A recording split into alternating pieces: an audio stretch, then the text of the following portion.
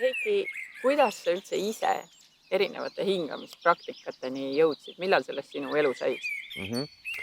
Noh, 9 aastat tagasi ma olin ausalt öelda selline läbipõlenud keskastme juht, kes siis oli väsinud, keha oli pinges, töölt koju jõudsin, siis noh, paljud asjad ärritasid mind ja oli niisugust emotsionaalset ülekuumenemist, et mõnikord sai seal alluvate peale sõna tõstetud, vahepeal tekkisid perekeskes tülid, ja siis ma hakkasin otsima lahendust, et kuidas sellest siis välja tulla ja esialgu hakkasin joogaga tegelema.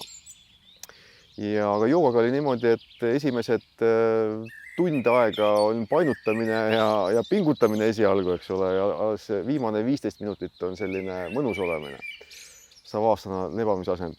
Aga siis tuli Sami Mälk ja pranajama hingamisõpetaja Soomest tegema teadliku hingamise siis workshopi, pranajama workshopi. Ja siis ma vaatasin, et vau, et kuidas lihtsalt niisama hingates, istudes ja lõdvestades on võimalik sihuke seisund saavutada. Et ma olen täiesti lõdvestunud, mu pea on mõtetest tühi, ma olen emotsionaalne, õnnelik, et selles on midagi. Ja kui Sami veel juurde rääkis seal, et sul on võimalik kehakaalu vähendada, unehäiretest vabaneda, intuitsiooni parandada, vererõhk saada kontrolli all, ühesõnaga noh, seda kõik. Kas stress on kukimuki? Jah.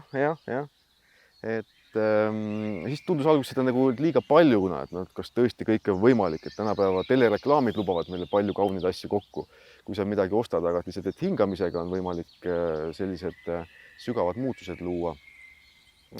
Oli vaja järgi proovida ja siis ma armusin hingamisesse ja see armastus kestab siiamaani.